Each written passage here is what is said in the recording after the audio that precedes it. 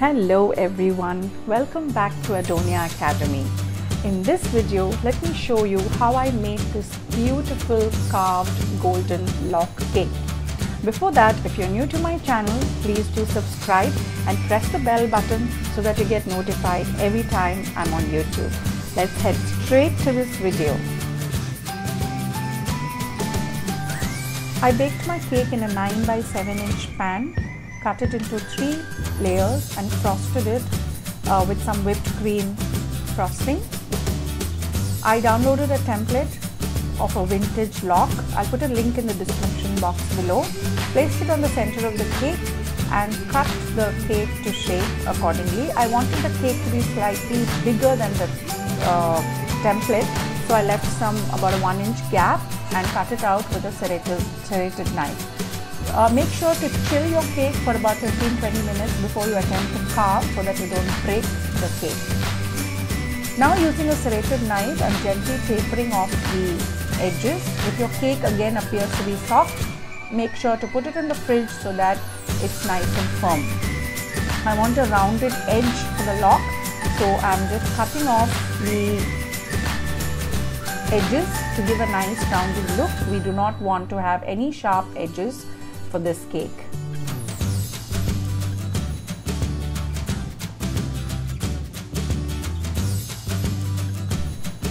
Once happy with the cake, I'm frosting the cake with some white chocolate ganache.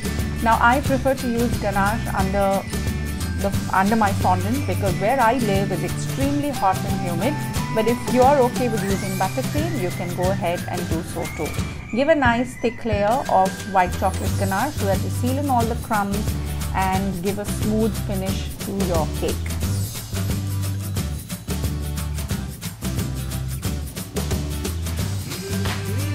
Once you're done, put it in the fridge for 15-20 minutes and then using your hands, smoothen out any sharp edges that may be so that you get a nice smooth rounded look before you put on your fondant.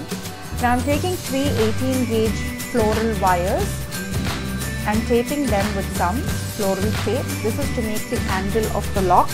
If you have a nice thick wire which you feel can hold the weight of the lock, you can go ahead and do so. I did not have, so I had to make do with these floral tape. They are thick 18 gauge in size.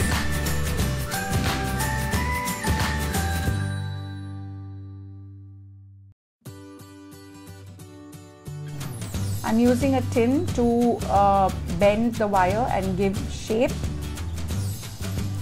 Set this aside.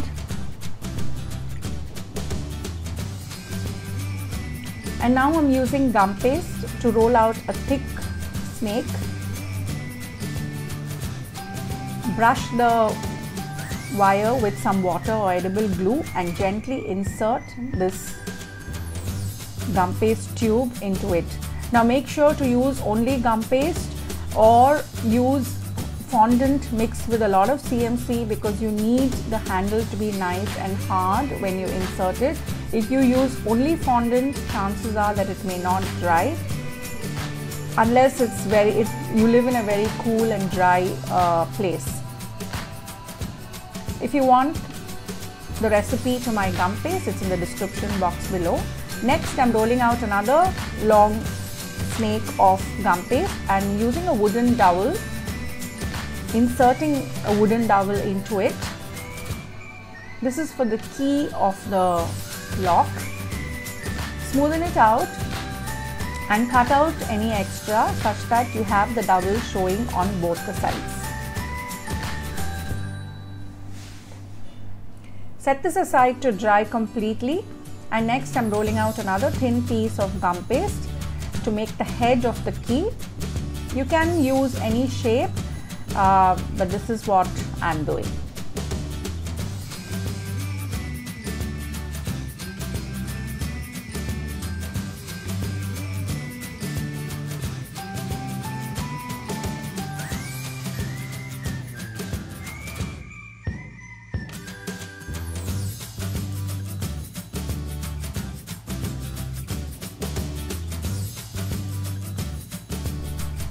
Apply some water to it. Yeah, my water is stained brown, and insert the head gently into the dowel, like so. Roll out another thin snake to cover the joint. Use some edible glue or water and carefully place it, wrap it around to cover the joint. Let this dry completely for 2 to 3 hours, or preferably overnight. I'm rolling out some brown fondant to cover my lock. Now I wanted a dull finish, so I'm going with a brown base. If you want a bright golden lock, you can do yellow fondant. You can start off with yellow fondant, or if you want a light gold, you can start off with white. If you want a really antique gold, you can start off with black. So gold takes on the color of your fondant and reflects it to give that kind of look. Smoothen it out gently with a smoother and cut off the excess carefully.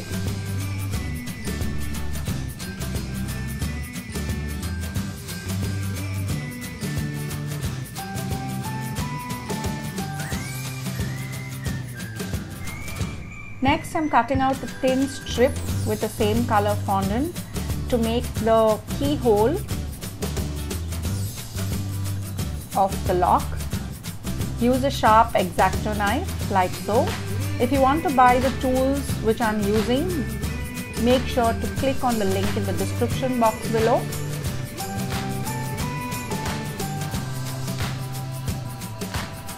Using a foam pen, I'm making a hole and the keyhole and the little strip below that, like so.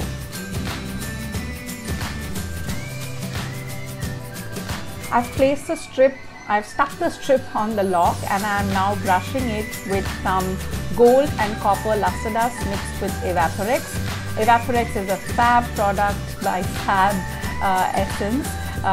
If you want to buy your own, check the link in the description box below. Now I've cut out the centerpiece from my template which we used earlier, and I'm cutting out 2 panels like so. Again, I'm cutting them out slightly bigger than the template because my lock is bigger. I've also taken out some designs using some molds. If you want to buy the same molds, do check the description box below. Now I'm using some small pieces of round fondant to make the nails or screws of the lock, like so. Place your panels on the cake, on the painted cake, and arrange your designs. You can use any designs. Now I'm using these particular ones to give a little vintage look. Now I want the panel to be slightly different shade from the base cake, so I'm just dusting this with dry dust mixed with gold and copper luster dust. I'm using Rollchem brand of luster dust. If you want to buy your own, check the description box below. Painting the center hole with some black gel color and inserting this the handle and the key. If you notice, I've added some dowels to the handle to give extra stability, and that's it. We're all done. This is how the lock looks at the end. I really hope you liked this video and it was useful. Do let me know in the comment section what more kind of videos you would like to see. Please do subscribe to my channel. Please give this video a thumbs up if you liked it. Until next time, bye-bye.